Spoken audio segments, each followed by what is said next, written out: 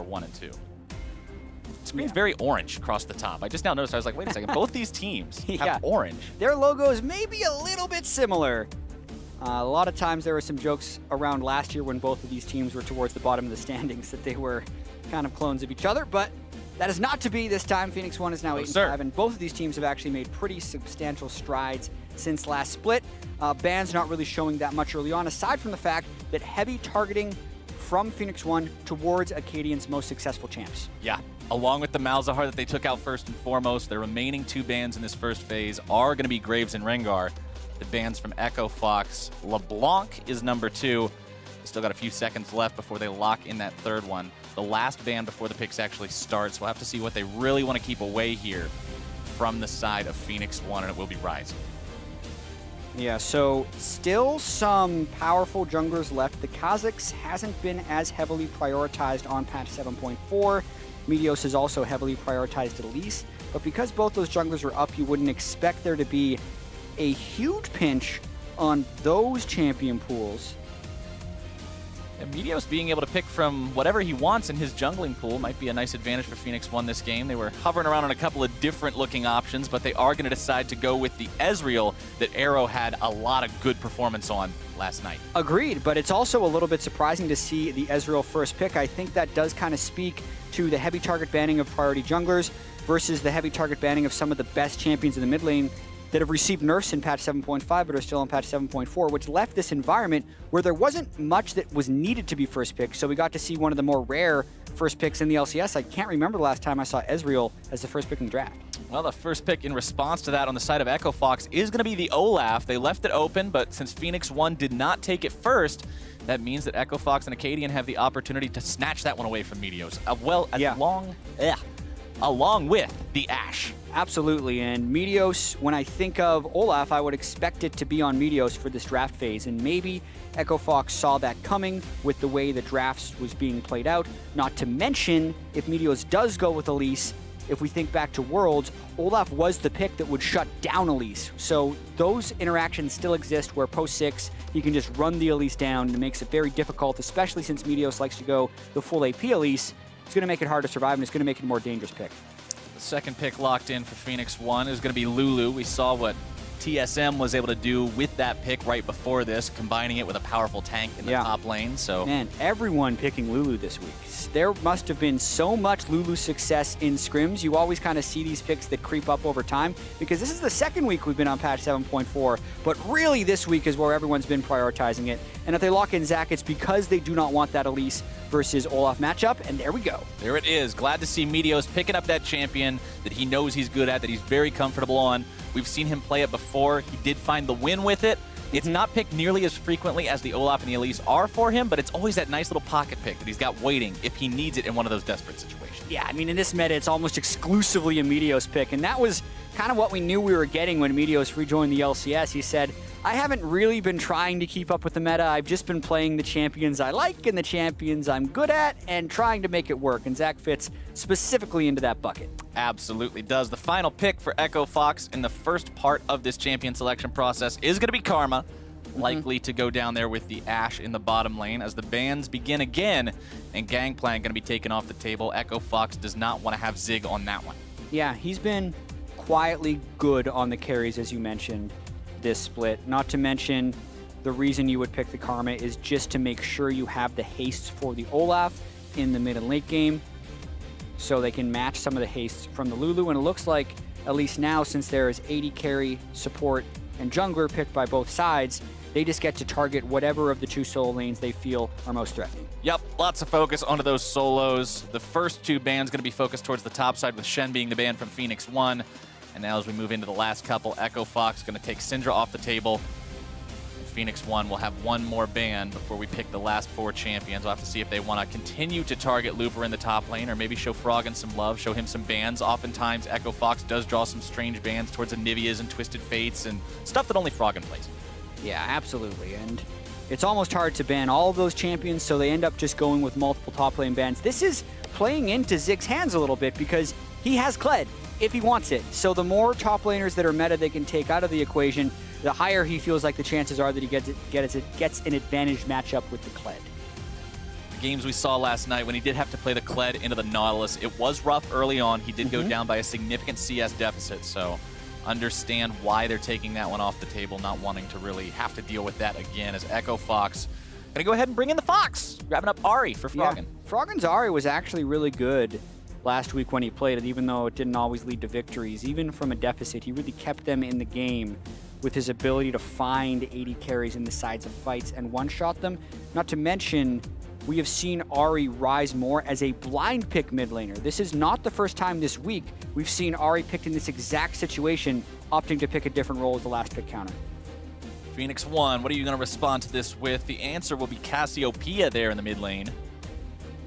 Anivia being hovered, but most likely a troll hover. Otherwise, that would be either Anivia or Cassiopeia top, which is pretty unorthodox. Yeah, pretty unlikely. But hey, talk about Zig wanting carries, and I think we're going to get to see the kled that we've been prepping since before Champion Select, as long as he's hovering it. Please lock in so we sound smart. After support Maokai with Ignite yesterday, I now believe in anything. I can't be tricked by anything in Champion Select at this point. I'm just going to roll with it. But the kled will be locked in for Phoenix1, taking that one topside. Yeah, it's a little dangerous because Looper does play a decent number of champions, and you're wondering what will be pulled out against the kled. Kled is a generally strong laner, and Zig specifically does usually like it in counterpick situations. Because there were the multiple top lane bans with the Shen and Nautilus, I feel like he's comfortable here. But Renekton could potentially be a really tough matchup. Renekton versus kled, carries there in the top lane, and we've talked about it before with Looper and how he performs on this team. Generally seems like he's more in his element when he's on something with some carry potential, as opposed to just the raw tank. Yeah, I mean, he also has his own flavor. The way Zig has his kled pick, Looper has his Synth pick that he has a World Championship skin with. So there is that element to it, and Renekton does have some strong 1v1 potential. So if Looper is unable to have the great team plays, which has been a little bit lacking this split, being able to potentially bully the lane with Renekton does fit in quite well. And in the series that they played versus Liquid last week, where Fox ultimately took the win, ended up going 1-for-1 on their week, Looper's Renekton performance was huge in their wins. Both games, Looper did just an absolutely ridiculous job on this champion to be able to make sure they were able to find that win. So do not expect him to not have an impact on this game. Yeah, I mean, even just looking at the overall team compositions, it does look like Phoenix1 has a little bit more thrown into the team fight initiation, whereas Echo Fox with the Ahri and the Renekton are potentially a little bit more lane focused with some flanks. But overall, if Looper gets huge, it's still going to be that tank, and they're relatively balanced team compositions matching up against each other. Yeah, both these top laners can be a big, big threat if it ends up getting to the point where one of them is significantly far ahead of their counterpart. And that's just going to be a nightmare scenario that both teams have to keep in mind and prevent that from happening for their opponents. Yeah, absolutely. So I want to see how Froggen can match up against Ryu in this match as well. Right, we're loading on to Summoner's Rift now for the first time today for Echo Fox versus Phoenix1. Only one can walk away with the victory. Phoenix1 wants to climb further and further towards the very tip-top of the ladder, and Echo Fox really needs to secure that lower end of the playoff spot for themselves. Everybody's working their way out of the summoning platform, and it looks like we're going to see a pretty standard fan out, as is pretty much par for the course, game number one. Yeah, as is customary. Sometimes you'll see the teams that have the Thresh or the Alistair that can really secure you a kill level 1 without completely messing up your skill order be worth it. But not in this situation because there are no super epic level 1 spells that can guarantee a kill. No, not really a whole lot of anything. A bear trap on a rope, maybe a volley that would slow someone down by 3% or however Ashe slows you down at level 1. Not really a lot of tools to be working with. Yeah, if they were to all clash in at level 1, I mean, you can definitely start doing your analysis on this. Like, the Karma level 1 is ridiculous. The Olaf Axis level 1 is also great, but those are slows over a long period of time. So once again, not worth the risk, especially when they're just going for a neutral level 1 and both junglers want to get their start. A couple of wards thrown down. Akaadian just wants to make sure that nobody's going to come mess with him as he tries to grab these chickens early on. You mentioned him not adapting to this start earlier, but now he's all caught up, going to be working out exactly how to make these routes be effective. Meteos will be doing the same thing. At his Raptor camp, Stunt and Arrow just sticking around to make sure nobody tries to do the same thing. Yeah, no extra little help from the mid laners. Occasionally you'll see that. to help them kill the early raptors first, because when you kill all the small ones, you hit level 2, which allows you more power to kill the big raptor. The extra experience that got put into this camp is essentially why everyone's trying to start it now. But it's a fairly harassable camp, actually. If a team does want to go for an invade, you steal one of those little raptors and you can actually really mess up the other jungler as far as hitting level 2 at the right time. None of that happened in this game, though. And a lot of times you see other players in the team help the jungler out with taking those, maybe throw an AoE ability over the wall. Sometimes even your own teammate can mess you up, accidentally take one of those tiny raptors by mistake, and even one not being there kind of eliminates the whole point of starting it. Meteos grabbing his own red buff, now going to be working his way around. And one thing that you're going to have to keep in mind if you're on Echo Fox this game is all the unorthodox gank patterns that Meteos can take with that incredible range on the elastic slingshot. Yeah, most of it, I feel like, is Zach's ability to gank the mid lane. Once he starts getting level 7 in Elastic Slingshot, can actually jump the entire river. So it makes warding near impossible unless you're able to get very deep wards, then there's not many ways you can sneak past it, but you're not quite in that point in the game as of yet. Arrow trying to aggressively go forward, find some damage onto Keith, who will sidestep away from that Mystic shot. And talking a little bit about Keith and Gate, we mentioned before the game was starting, back when we had the pause, that the bottom lane for Echo Fox hasn't really stepped up in the way that they would like them to overall over the course of the split, but they've been doing better lately as Arrow eats a lot of damage. Yeah, and this is a situation where they want their lane to be fairly aggressive. The Ashe Karma has immense shoving potential early on in the lane, whereas Ezreal and Lulu isn't your traditional thought for a lane. Ezreal is a soloist type AD carry who a lot of times will put on team comps that want to dive very well because he can kind of protect himself, whereas Lulu is the type of support who you expect from a very auto-attack reliant AD, not necessarily a Spellweaver like you have with Ezreal. So a mismatched lane that Echo Fox is going to try and punish early. Akaadian hanging around the bottom lane. It would be a very risky dive if they decided to go for it, so he'll just walk himself out, not really finding a real opportunity there. As Looper finds his way into the enemy jungle, going to be seeing Meteos working on that blue buff, but doesn't go any further towards it. Instead, just drops the ward over the wall so they can keep an eye on what Meteos is doing around that Gromp. Yeah, nice shift away from the Mantra Q as well. The ward speaks well to how Looper is controlling that lane early. Froggen also being able to push in the mid lane does give Akaadian a lot of freedom to try and power farm on the Olaf. As long as he does so, he's actually currently getting outpaced a little bit by Meteos. Yeah, he's the only person on the map that's really got a noticeable CS difference between himself and his opponent. All the lanes going very, very even this early on in the match, but with that being said, there is a big bunch of minions piling up here in the top side against Looper, so he'll be able to get himself a little bit of an advantage as those crash into the turret, and he's given the opportunity to farm those up. Yeah, it's actually a dangerous point in the lane right now for Zig, as he has no wards whatsoever in the river and no jungler to give him cover, not to mention his trinket is on cooldown. So he's trying to get this wave into the turret, and he's going to probably get away with it because Akaadian isn't there, but I just want to point out the risk of this play by Zig means how important he thinks it is to get those minions in. And here comes Akaadian. Akaadian trying to make the plays. Looper jumping in onto Zig, getting a little bit of damage. Now Zig in retreat. Akaadian still looking to find the damage here if he can. Going to go ahead and dismount Zig from Skarl. Looper flashing forward, able to grab the stun, but Zig still cutting himself backwards, goes underneath the turret, will not be brought down. Whew, but that's the risk we talked about, and that was a delayed gank as well that nearly kills him.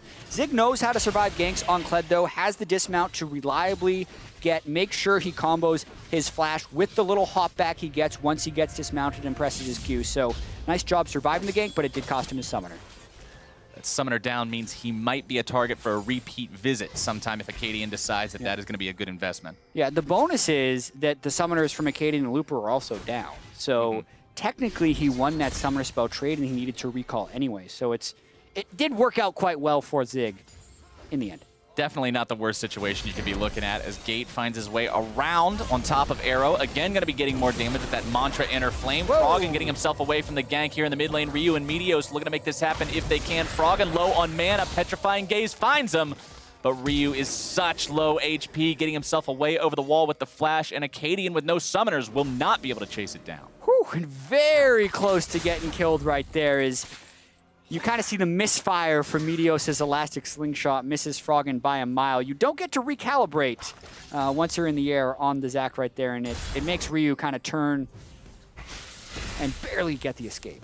Man, that would be OP. Imagine if you could do that. Change Zac's trajectory mid-air to fix yourself, and pretty much always hit the elastic slingshot, Zach would be picked Control in. like a Scion ult as you're flying through. Yeah, pretty much. Oh, Gate actually just sticking around in a brush by himself? Gate in a really precarious spot. Akaadian trying to move his way down here, keep that support alive. One more auto attack's gonna do it. Arrow's grabbing the first blood, but now is he in a bad spot? Oh! Yes, he is! Akaadian grabbing that kill. Almost able to make it two. Stunt getting chased down, flashes himself over the wall at the very end, and 1 for 1. Yeah, I think Stunt didn't realize Akaadian hadn't caught his last action, couldn't chain the throws towards him. That's why he flashed away at the end, not wanting to feed the double kill over to Akaadian. Overall, I think the first blood is probably worth it for Arrow. Just a really wacky play right here. As Gate was probably waiting for the Olaf and the Ashe to come through, but when Stunt checks, he kind of has to act immediately to not get caught in the minion wave, exhaust as early as he can. Akaadian does arrive because he blast coned over the wall, and then when Arrow goes for the kill, he is kind of sacrificing himself for Akaadian for the first blood bonus, and lucky it is just a 1 for 1, but he's lost all 4 summoners in that duel lane, and now Keith has a summoner spell advantage. Yeah, the summoner spell investment in that was absolutely huge. The edge could be a real difference here for Echo Fox in the bottom lane, especially now that the Enchanted Crystal Arrow is up and available for Keith. That might be a green light for Akaadian to come back down here and see if they can set something else up. The Lulu is only level 4. Yeah, and Stunt we had praised for yesterday's performance as his first match on Phoenix1, but this is turning into a relatively rough laning phase. We mentioned how the Lulu and the Ezreal are kind of mismatched from a skill set perspective, and they're going to be getting shoved in by the Ashe and the Karma. But now it'll be a question of how well can they play defensively since they are kind of without tools. Keith also with a 15 CS lead over Arrow, so the first big one of those that we're starting to see pile up sans the jungle this game. Akaadian and Froggen moving into enemy territory around that blue buff, seeing if they can find the opportunity to steal that away. Keith gonna be forced to flash, but Meteos has paid a visit in the bottom lane, bouncing around, up and down. Arrow grabs the kill, and Gate gets himself away just barely, but his AD carry's corpse is still gonna be tainting the lane. Man, so much for that summoner spell advantage. There goes Keith's heal and flash because Meteos joined the fun. Akaadian ghosts from a ways away. Akaadian's got the ultimate to make this happen if they want to go all the way in for it. Petrifying Gaze going to be sidestepped. It's all up to Froggen now, and he's got the kill. Getting himself away, but now kled sounds the horn, looking to grab the revenge on this. Can he do it? He's got the jump. Froggen's going to be chased down. Zig needs just a little bit more. The bear trap procs. Oh my goodness, he'd already jumped towards Froggen, so he followed him all the way through, and now Gate's dead too. Gate gets himself chased underneath the turret. The Enchanted Crystal Arrow finds its way onto Meteos, but it's not going to matter. Phoenix1 goes up 4-2. Oh, and they're going to get the first turret bonus, so this just turned into a huge advantage.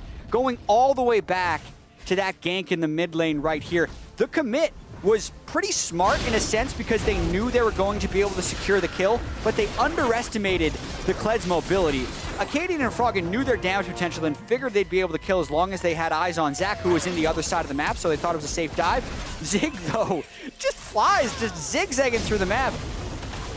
Beautiful aim at the beginning of that kled ultimate to just catch Froggen, and then I'm not sure why Gate was here. This is really on him. The turret was going to be going down anyway, and he just adds a kill.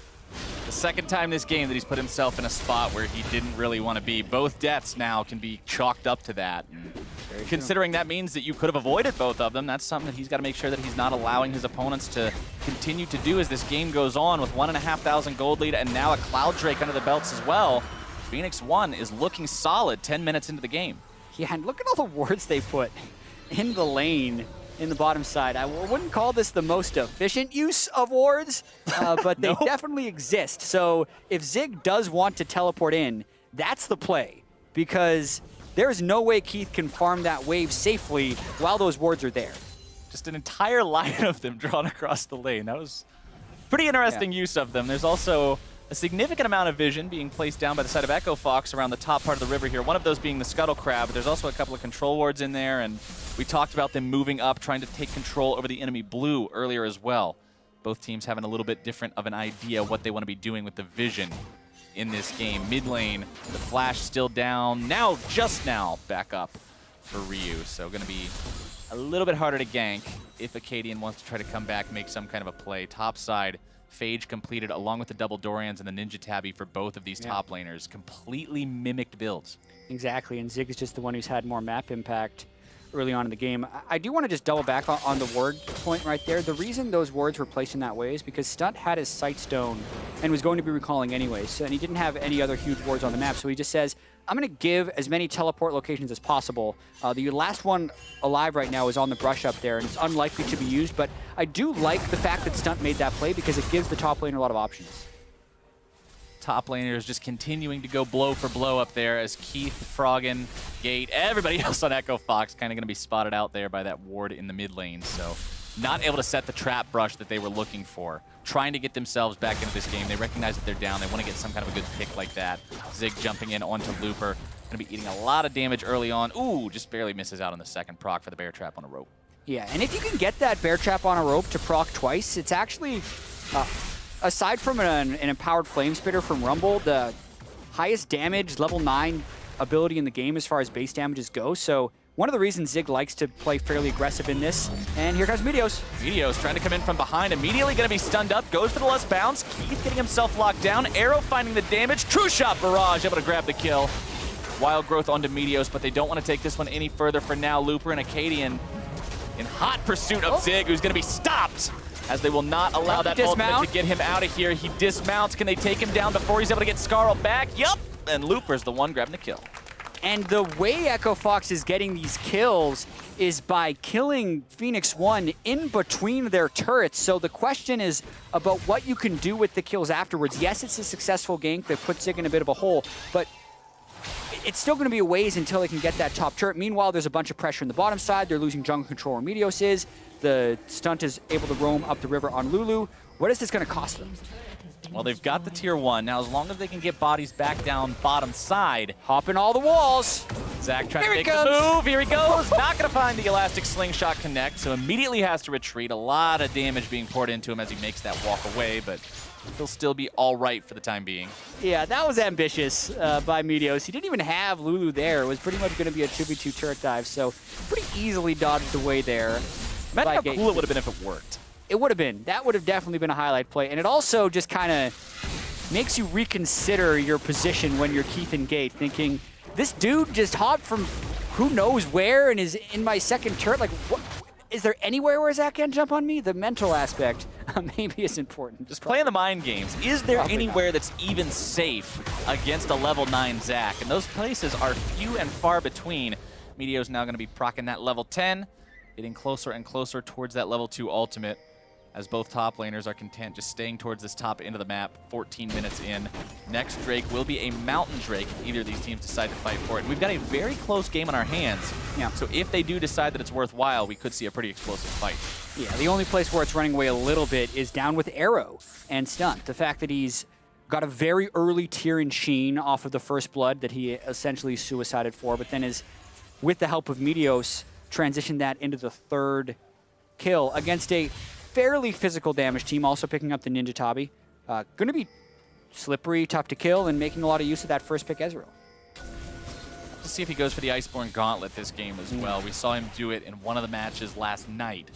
So if he thinks that that physical damage, that is enough. And it wouldn't be bad in this situation.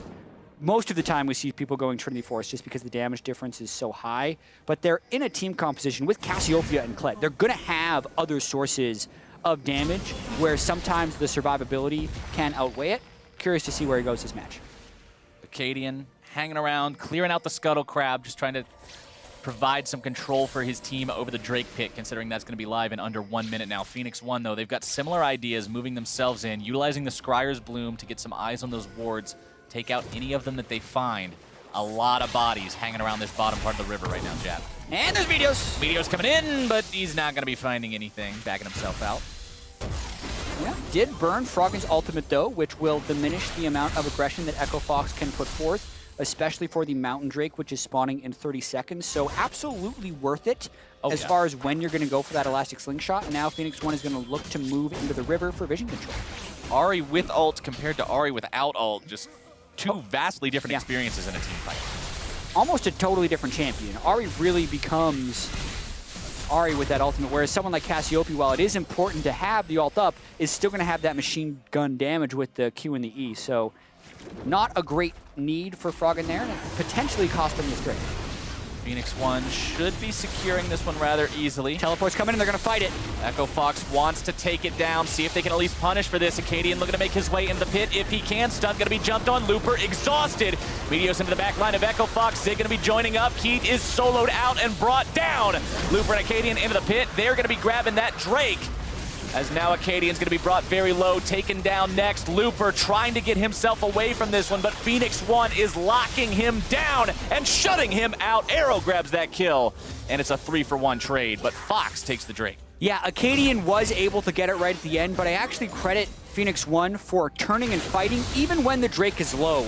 A lot of times when you're doing Drake, you're worried about the Drake getting low before the fight. But because it's a Mountain Drake, it's actually the lowest damage of all Drakes. So Phoenix1 is fully healthy for this fight and doesn't have to worry about the Drake hurting them. So everyone jumps on Stunt at the far start, whereas everyone else jumps on Keith for the other side. Keith goes down right away. Lulu takes a lot longer. And also because Froggen's ultimate was burned before the fight, Phoenix1 was just had a way better hand at the start, and they able to win 3-1. Meanwhile, while we're watching the replay, Froggen pops the ultimate again and almost kills Arrow, but almost, sadly, does not add an extra 1 onto his kill score, so going to be leaving a little bit disappointed with that one. Yeah, Froggen's still hoping to put as much pressure as possible out with the Morellonomicon. Has a large amount of cooldown reduction already. That Spirit Rush at rank 2, only on a 66-second cooldown, so really just those small windows you have to work between playing against it. Going into this game, we talked a little bit about Akaadian's inconsistencies compared to his performances early on in the split. And although he's not completely 1v9 running away with this game, at 1-1 and 3 on the Olaf, securing that second Drake attempt, he has been doing a pretty solid job and a good performance so far this game. Yeah, he knows where he can get the kills. The fact that he was ghosting so early for the dive in between the turrets on Ryu and was also able to come up to get that kill onto Zig is showing he's able to calculate his damage and find the kills. The problem, though, is Meteos has been more effective. Zach also not known as this crazy early game jungler, whereas Olaf is more the early mid game guy.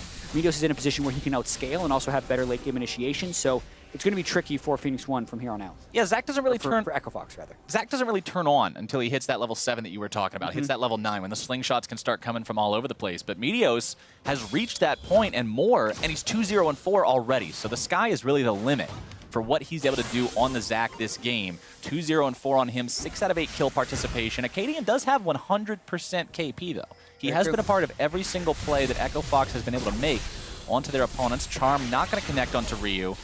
Phoenix1 still trying to find a chance to shove these waves up, get some opportunity to put some damage into a turret, because the objective count is still rather low this game. Yeah, no one's been jumping over themselves to finish the Cloud Drake and the Mountain Drake early on. The vision control has been fairly heavily in the side of Phoenix1. We haven't really seen any Ashe Arrow plays attempted by Echo Fox, as most of the time Keith has just been running for his life. So the fact that it's only 1,000 gold lead is good for Echo Fox based on the pressure discrepancy, but as we mentioned with the scaling, does put them in a very difficult situation.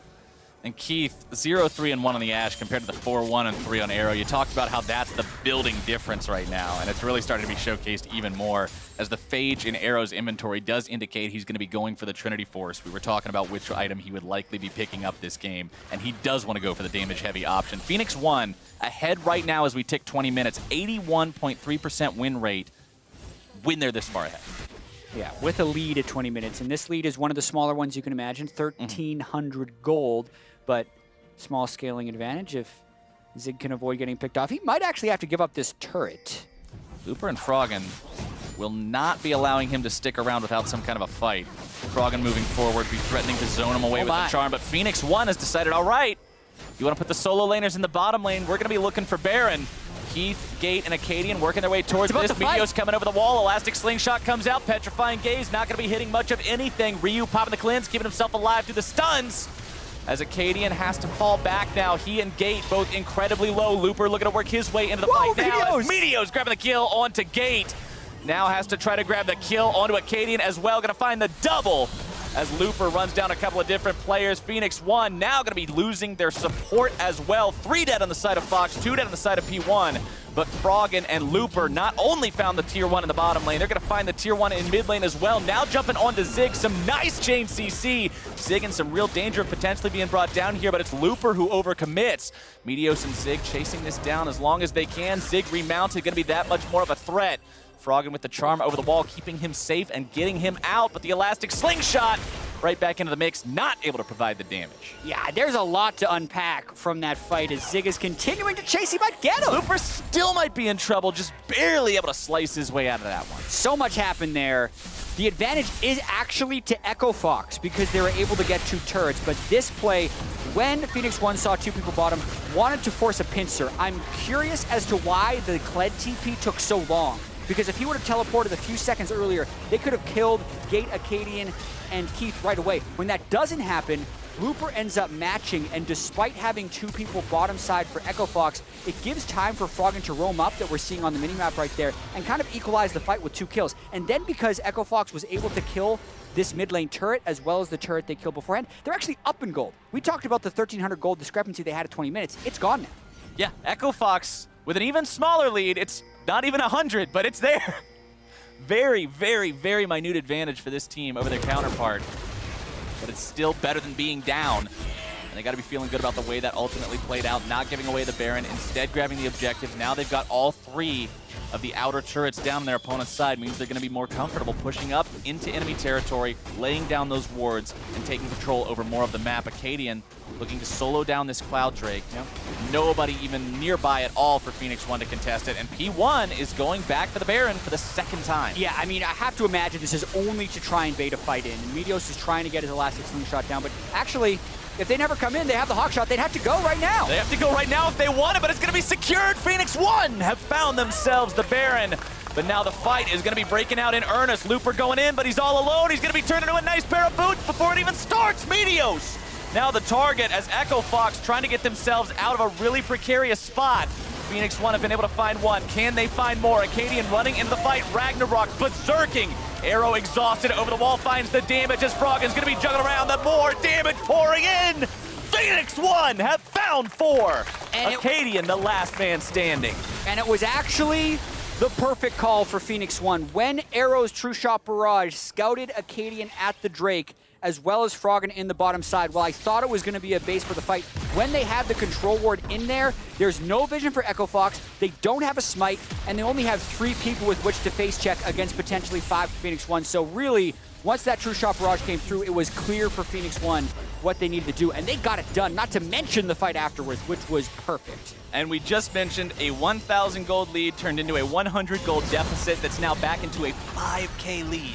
Yeah, and then once the Baron is down, Echo Fox still tries to fight because they kind of expected Phoenix1 to be low, but they weren't. They killed the Baron with Meteos' tankiness so well. A bunch of damage gets trying to bird into Meteos for really nothing while Looper is down. And then Froggen actually tries for the re-engage, but at what cost? They were already in a 5v3 situation. Meteos has the Let's Bounce ready, completely finishes off Keith on the backside of that fight, and it just goes from bad to worse. Yeah, Fox could have got away after only losing Looper. They might have been all right, but now Keith is going to be jumped on. Meteos and Zig with no mercy. True Shot Barrage just comes through to prove a point, as Phoenix1 now have a 5 versus 4 push opportunity for the next 30 seconds. The enemy without their AD carry is going to have a hard time repelling this attack. Yeah, with the Baron minions, the difficulty of Echo Fox trying to find an advantage fight right here is just massive. Meteos can threaten from over the wall with Elastic Slingshot. If Echo Fox tries to defend, it's in trouble. They're pulling the trigger already. Akaadian going to be bursted low. There's no way Ragnarok's getting him out of that one. Looper having to run away as well. Echo Fox with absolutely 0 chance of defending this. The tier 2 is done. Tier 3 now the target. Charms coming out, but what do those even do? It's not going to be solving any of these problems. Meteos with no fear in his heart whatsoever, just Elastic Slingshot time and again into these back lines, zoning Echo Fox away and allowing Phoenix1 to take the in-hit. And I have to credit their lack of hesitation with these turret moves. It's one thing to watch Phoenix1 with the kled, it's another to watch them with kled and the Zac. They're just flying in anywhere they can. Froggen now trying to run away. In some trouble, he has Spirit Rush. Zig trying to jump on top of him, finding the damage. Joust into Joust, a little bit more will do it. Meteos looking to chase it, can't quite find it. The flash and the ulti having to be used. Wild growth onto Meteos to keep his passive safe. Arrow now in a pretty forward spot, but Gate's gonna be jumped on. A rampage for Arrow. Ryu popping the shield, Akaadian drops. Keith is gonna be dropping, and Arrow is a triple kill now in this game. 10, 2, and 7. He's got a triple kill. And Captain Flowers, they're relentless. They just never continue to fly, and Echo Fox thought they'd be able to turn it around because Phoenix1 was being what looked to be reckless, but no one fell. Stunt kept him alive with the shield, and Phoenix1 could actually end this game on this Baron. We just said how much these guys are unwilling to quit pushing for advantages, and as soon as Froggen tries to defend on the Nexus, he's brought down as well. Phoenix1 will end this game 27 minutes in. They're onto the Nexus, and Fox can't stop it. Oh my goodness, 27 minutes, and it's over. That was such an abrupt ending. 23 minutes into the game, the gold and the turrets were dead even. But one strong Baron call by Phoenix1 into a fight, into an endless series of events where they consistently came out on top. Echo Fox is kind of stunned. I'm kind of stunned. I can't believe that we went from a game that was that close to a game that was that over that fast. Yeah, I mean, looking at the score lines as well afterwards, Meteos with a knockout performance on Zach, 5, 0, and 11. Arrow, who we talked up as being the highest performing AD in the NALCS, not only started that game strong, but ended it even stronger, 10, 2, and 8. Just across the board, Phoenix1 did pull that one out when it looked relatively close in the mid-game. Yeah, everybody on Phoenix1 did their job. Even looking at Stunt, he was able to go 0, 2, and 17, a part of so many different kills for this team. You saw what the Wild Growth was able to do in combination with Meteos' Zach, keeping him alive, just making him that much more of a disruptive force. The whole team just worked together as a very coherent unit. Exactly, and I'm wondering as well, right, like Meteos, Stunt, this new roster, how long are they going to keep it rolling? Because it does seem like Phoenix1 is on a bit of a hot streak right now. Can they continue to close out against Echo Fox? This game was relatively close, but when you close out a game that quickly, the type of momentum you can carry over into the next game when these guys only get 10, 15 minutes in between matches, it's tough to shake a loss like that off if you're Echo Fox. It's tough to shake the loss off, and Phoenix1 are just going to be riding that energy into match number 2. They've got to be feeling good after such a decisive win, because if you have a really slow, slugfest type of a game, it can be exhausting mentally and physically, but you have one that's going slow for a while, and then all of a sudden you just break free and destroy everything in 4 minutes. Man, that feels good. Yeah, and feels great for Phoenix1. Doesn't feel that great for Keith. We talked about him not necessarily performing early. They shoved the lane early. They had that 15 or 20 CS advantage in the laning phase, but the game is much deeper and longer than that. They were not able to keep themselves in a safe push position. And I mean, who can necessarily blame them? You're combining kled and Zach, especially once the game got a little bit out of hand. And as an AShe, what are you going to do? You're actually just going to die a whole bunch. So it was a very tough situation once this game got a little bit out of control, just because of the initiation tools that Phoenix1 put together. And we saw that showcased pretty much perfectly underneath the Tier 2 turret when it was still standing for Echo Fox. Keith's just there under the turret, clearing out some minion waves, and then boom, elastic slingshot into the kled. He's just dead. They don't need any help from the carries. It's just those two alone have all the tools, the mobility, the damage, the tankiness they needed to make his life impossible. Yeah, I feel for Keith in this one. I would have liked to see Echo Fox pull out a few more proactive moves with that AShe arrow, especially when they felt like they had a lead in the game. There are ways you can just stop shoving in the bottom lane once you are level 6 to pull them towards you and then try and combo that with ganks. They weren't really able to orchestrate those plays in advance. A lot of that did come down to not having the proactive vision control you would like to see. Most of the game we were talking about how it was staying close, but the vision was usually on the side of Phoenix1, so the reason we wouldn't have seen the AShe arrows is often because they just didn't have the prep to know if it was safe to do it. And it goes back to a situation that we saw in mid lane where when they were behind a little bit at the start of the game, down about 1,000 gold or so, Echo Fox was sitting inside a control warded brush, trying to find the opportunity to make a pick with the Ahri and the AShe and the Renekton. But little did they know, there was actually an enemy ward just outside of that control ward range, and every time somebody stepped out of the brush, we already know you're there. Yeah, absolutely. Well, we're going to go ahead and throw things over to the analysts now to see what they make of